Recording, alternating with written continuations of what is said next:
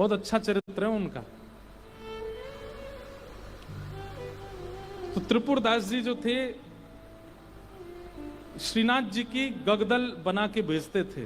गगदल जानते हैं? कंबल, सर्दियों में जो ठाकुर जी धारण करते हैं। किसी ने श्रीनाथ जी के दर्शन किए हो, शीतकाल में दर्शन करना, ठाकुर जी का मुखमंडल दिखाई देता, बाकी सब ऐसे पूरे ढके रहते हैं, उसको गगदल बोलते हैं। तो त्रिपुरदास जी जो थे ये बहुत बड़े मंत्री थे, इनके पास मंत्री पद पर थे तो खूब धन आता था। तो ये बढ़िया सोने की जड़ाऊ, चांदी की जड़ाऊ, बढ़िया गगदल भेजते थे ठाकुर जी को। किसी ने जाके बादशाह से शिकायत कर दी, बोले त्रिपुरदास जी आपके खजाने के सारे पैसा लगा के गगदल बना के श्रीनाथ जी को भेज देते हैं।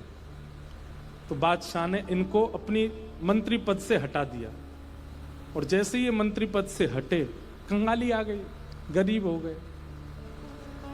अब इनके पास इतना भी धन नहीं था कि गगदल खरीद के भेज सकें। तो एक लिखने वाली कलम थी इनके पास, वो कलम बेच दी जाकर के, तो उससे 1 रुपया मिला।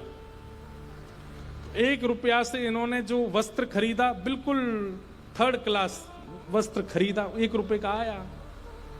मन में बड़े दुखी थे, बोले ठाकुर जी मैंने कभी ऐसा वस्त्र आपको भेजा नहीं, लेकिन क्या बताऊं, और कोई मेरे पास चारा नहीं। वो वस्त्र खरीद करके और उस पर प्रेम से हृदय से लगा के उस पर बढ़िया सुंदर कुछ रंग रोगन किया, जो जो उन पर उपस्थित था। थोड़े थोड़े इत्र बचे थे, इत्र लगा दिया और किसी के हाथ मंदिर भिजवा दिए। पहले तो हमेशा खुद जाते थे जब मंत्री थे, लेकिन अब मन में सोचे कि कहीं मैं ऐसी अवस्था में मंदिर गया, गोसाई जी ने अगर मुझे इस अवस्था में देखा तो वे कहीं मुझ पर कृपा करने के लिए धनराशि ना दे दें, इसलिए खुद नहीं गए, किसी के हाथों भिजवा दिया। गगदल नहीं बना पाए थे, चद्दर बनी थी, बस भिजवा दी। और कोई बात नहीं, ठाकुर जी समझेंगे मेरी परिस्थिति। शीतकाल का समय आया, यहां पर वो चद्दर जैसे ही पहुंची तो भंडारियों ने सोचा ये तो बिल्कुल सामान्य स्थिति की है, ये ठाकुर जी की सेवा में क्यों जावे, ऐसे ही रख दो इसको कहीं किनारे, किनारे में कहीं रख दी। शीतकाल प्रारंभ हुआ, जैसे ही ठाकुर जी को गगदल पहनाई, रात्रि में शयन करा करके गुसाई जी चले गए। रात भर गुसाई जी ठिठरते रहे, मुंह कांपते रहे, हाथ पर कांपते रहे।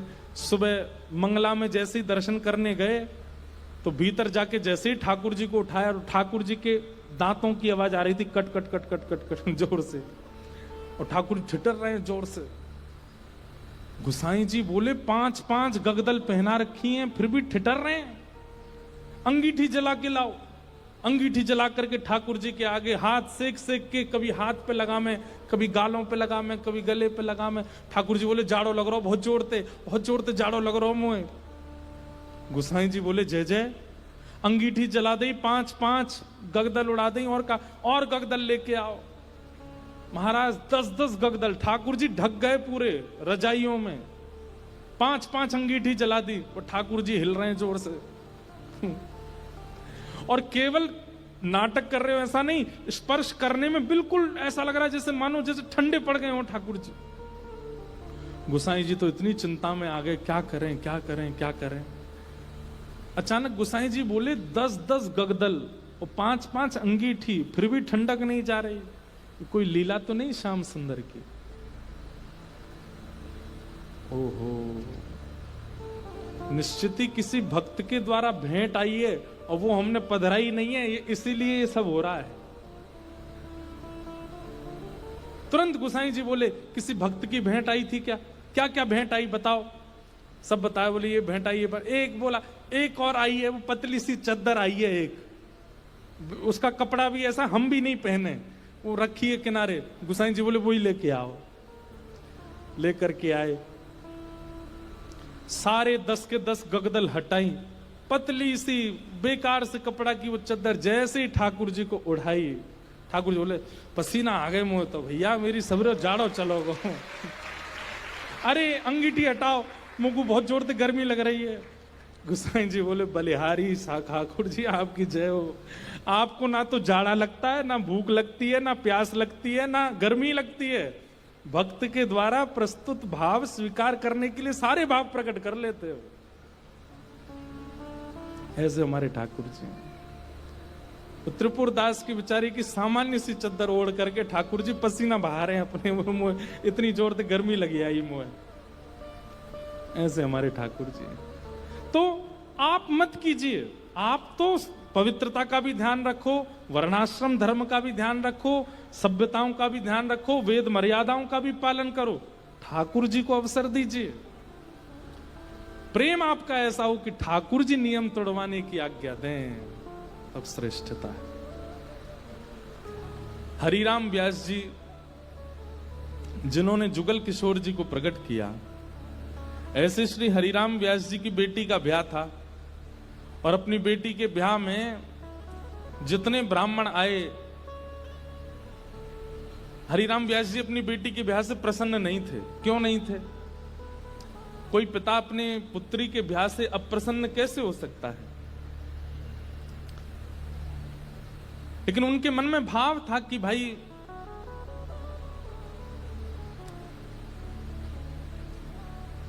वृंदावन से बाहर क्यों जा रही हो? अपनी बेटी से कह रहे थे कि भाग्य होता है तब वृंदावन प्राप्त होता है, और तुम ब्याह करके अपने पति के साथ विदा होकर के वृंदावन से बाहर जा रही हो, ये मुझे अप्रिय लग रहा है। बेटी ने कहा पिताजी ये तो स्वभाव है कि बेटी को बाहर जाना ही पड़ता है, और बाहर कहां, जहां पति का घर है वहां जाना पड़ेगा। तो हरिराम व्यास जी बोले तुम्हारे पास दो उपाय हैं। बोले क्या? या तो पति से कहो कि वृंदावन में घर बना ले, या फिर उसी से ब्याह करो जो वृंदावन में रहता हो। पुत्री बोली पिताजी अब सब बातें हो चुकी हैं और हमें भी जिससे ब्याह हो रहा है वो हमको बड़ा प्रिय है, अब हो जाने दो ब्याह, ठीक है आते रहेंगे वृंदावन। तो इस बात से इतने नाराज हो गए हरिराम व्यास जी कि तुमको व्यक्ति विशेष प्रिय है। अरे हरिराम व्यास जी तो ये तक बोल गए थे कि भाई लंगड़ा हो, वृंदावन का हो तो उससे ब्याह कर लो, कोई गुण ना हो लेकिन वृंदावन का तो ब्याह करो, क्योंकि वृंदावन रहने को मिलेगा। लेकिन तुम और गुणों को देख करके वृंदावन छोड़ करके जा रही हो, ये तुम्हारा सबसे बड़ा दुर्भाग्य है। 1000 व्यूज को 1 मिलियन व्यूज में बदल दोगे। अगर अपनी बेटी के ब्याह से प्रसन्न नहीं थे तो हरिराम व्यास जी की पत्नी और बाकी बच्चे बोले पिताजी को रहने दो नाराज, हम तो ब्याह करेंगे आनंद से। और हरिराम व्यास जी के शिष्य थे ओरछा के राजा मधुकर शाह, उन्होंने पूरी शादी की व्यवस्था की, लेकिन हरिराम व्यास जी की भौएं चढ़ी नहीं। और ज्यादा दुखी तो वे तब हो गए कि उन्होंने एक शर्त रखी, चलो ठीक है ब्याह कर रहे हो तुम, अपनी मर्जी से कर रहे हो, सब ठीक है, लेकिन पहली पंगत वैष्णव जनों को, संत जनों को, रसिक जनों को करानी पड़ेगी। लेकिन जब ब्याह का प्रसंग आता है ना तो घर के लोग इन सब चीजों पर विश्वास करते नहीं है। घर के सब सदस्य बोले पहली पंगत तो बारात की होगी।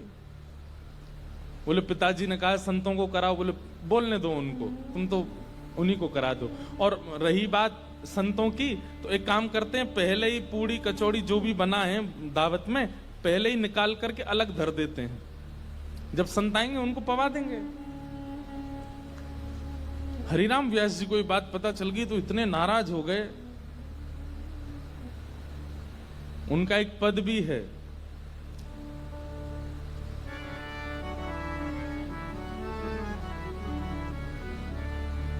संतन सौ अधिक समधि प्यारे। बोले संत इतने प्रिय नहीं है, वो समधि बहुत ज्यादा अच्छा लगता है, उसको तो गरम गरम खवा रहे हैं और संतों के लिए अलग निकाल दिया है।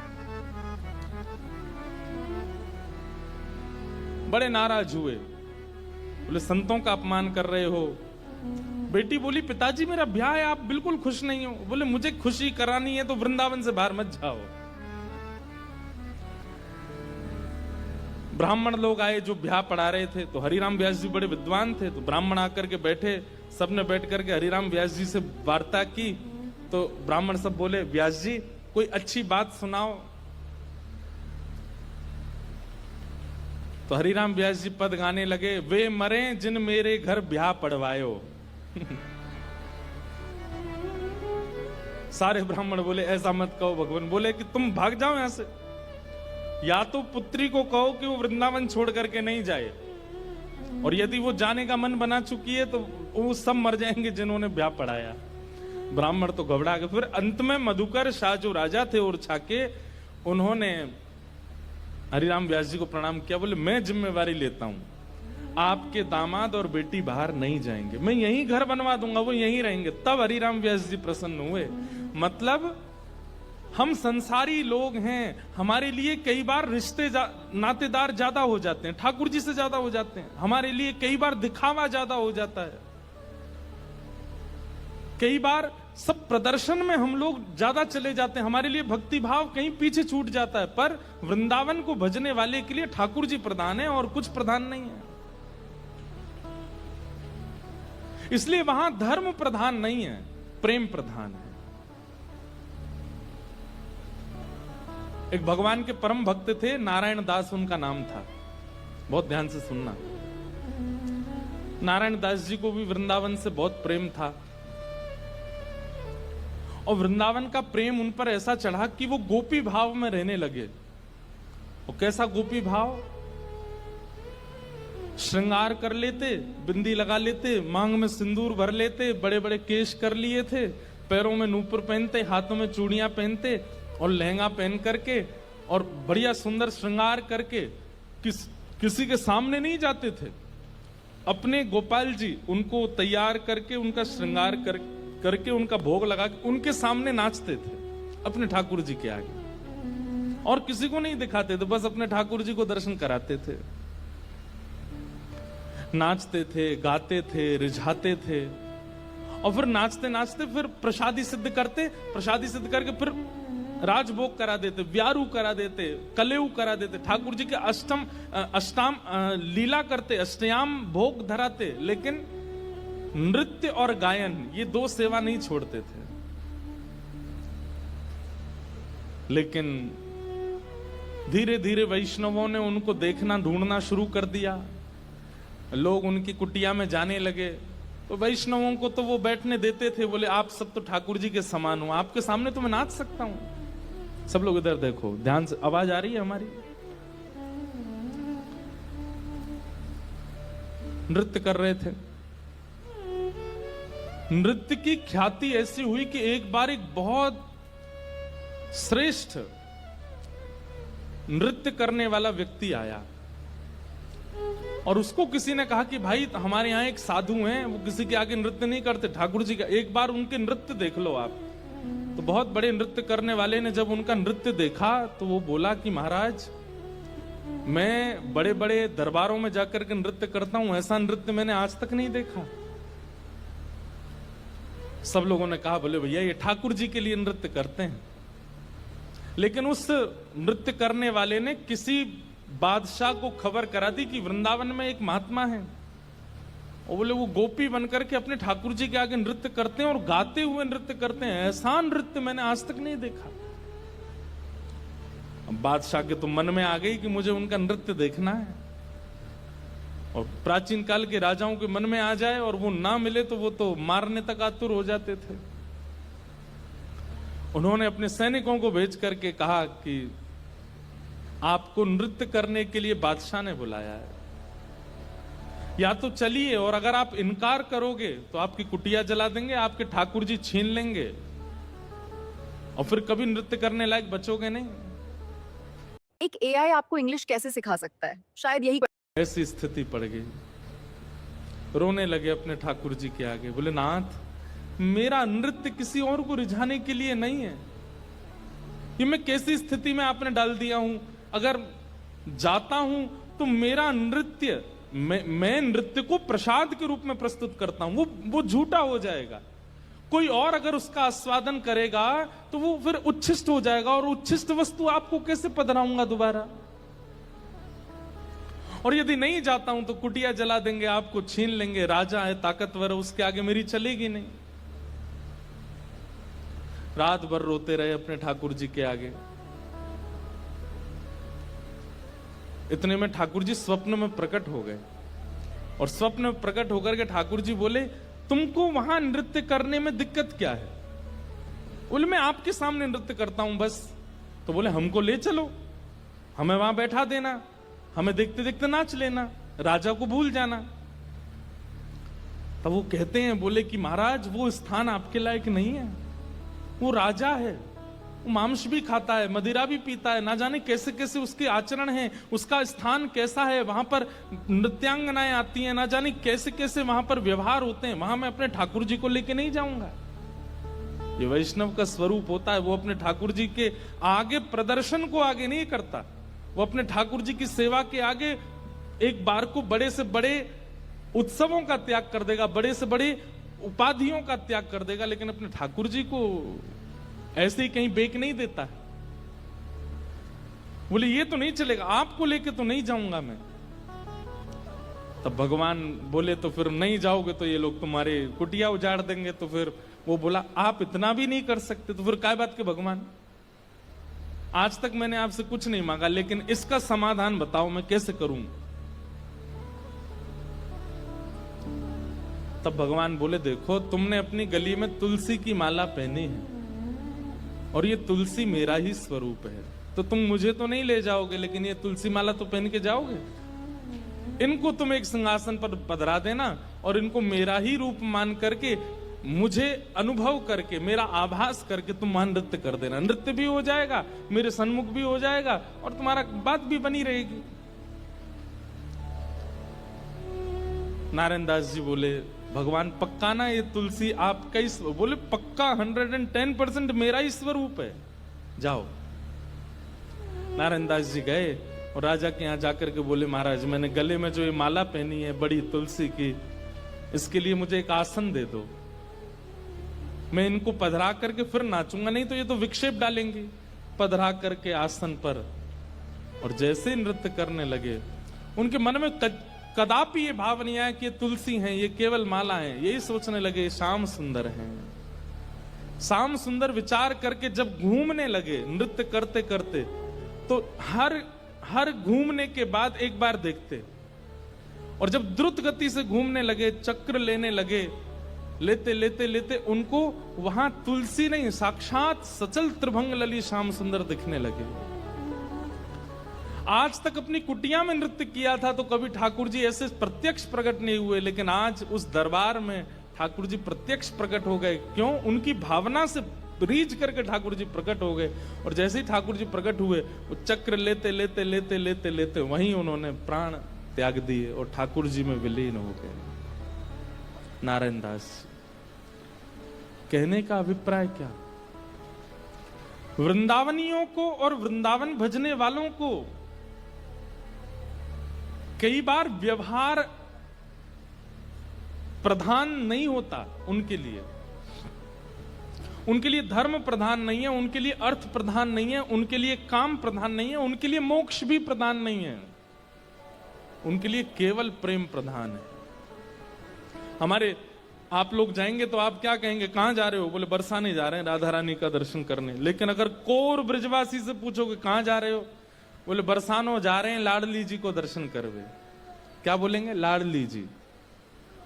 क्यों? प्रेम प्रधान हो जाता है, वहां पर भगवत तत्व की बात नहीं करते। कोर वृंदावनवासी से पूछोगे, आपसे पूछे कहां जाओ, राधा रमन जी दर्शन करने जा रहे हैं, पर बिल्कुल वृंदावनवासी होगा तो बोलेगो श्री लालजू को दर्शन करवे जा रहे हैं। और एक और बात बताऊं, और ज्यादा उपासक वृंदावन के, वो क्या बोलेंगे? श्री जी को दर्शन करवे जा रहे हैं। श्री जी, हमारे वृंदावन में ठाकुर जी को भी श्री जी बोलते हैं, किशोरी जी को भी श्री जी, ठाकुर जी को भी श्री जी। श्री जी बोलते हैं तो समझो युगल का नाम बोला गया है, अकेली किशोरी जी नहीं है श्री जी। श्री जी माने ठाकुर जी और किशोरी जी दोनों। श्री माने राधा रानी, और जी कौन है? बोले लाल जी, श्री जी। वृंदावन में प्रेम प्रधान है, धर्म अर्थ काम और मोक्ष नहीं है। आपके फोन से सिर्फ रिंगटोन नहीं, भक्ति की आवाज निकलेगी। सनातन ऐप